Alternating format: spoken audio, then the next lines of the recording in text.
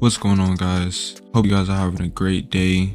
Right now we're about to kind of explore the new AI feature in Photoshop beta that allows you to generate images based on an image. So if you wanted to extend an image bounds, if you wanted to change a part of an image, you can do this with this new AI. So let's check it out.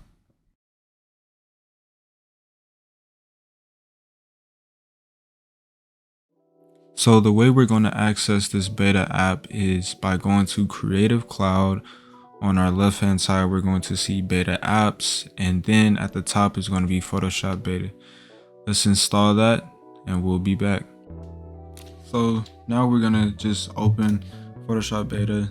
So let's create a new file. So let's do like a square, 2000 by 2000, 300 resolution.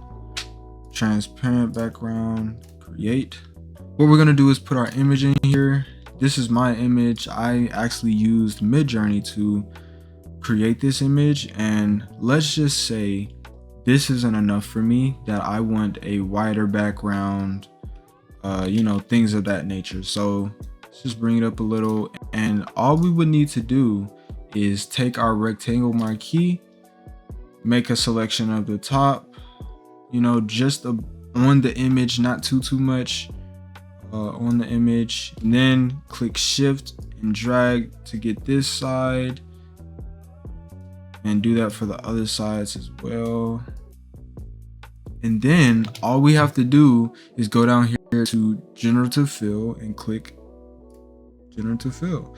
Let's agree, and now we have the choice to put in a prompt. I'm gonna leave it blank for this one, so let's just click generate and see what it comes up with. Wow, we are back. Now, at first glance, looking at this image, I would think that this was the original image. If I didn't know that, things were cut off and certain textures were gone, I would think that this is a complete image. Wow, this is so powerful. Let's try another image. So we're back. I have a bit of a busier image, and we're going to test how well this AI in Photoshop can perform on a pretty busy image.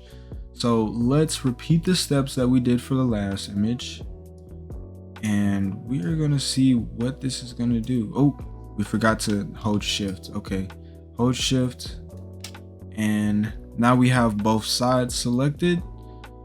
Let's click generative fill, and let's leave it blank again and generate. So this is our product.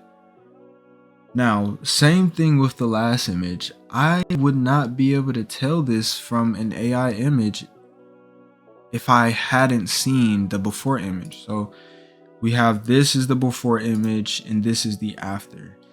It does really well with kind of continuing the scene.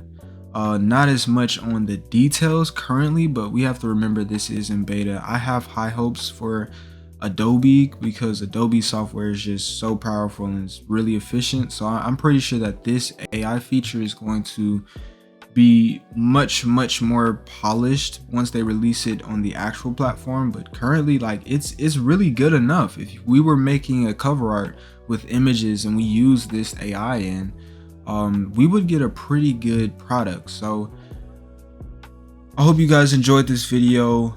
Go ahead and check out this AI, see what you can create with it, see how mind-blowing it is, and let me know in the comments how you feel about it. How do you think this is going to go? Do you think that it's going to be something that stays within Photoshop? Let us know. And until my next video, I will catch you guys later. Peace.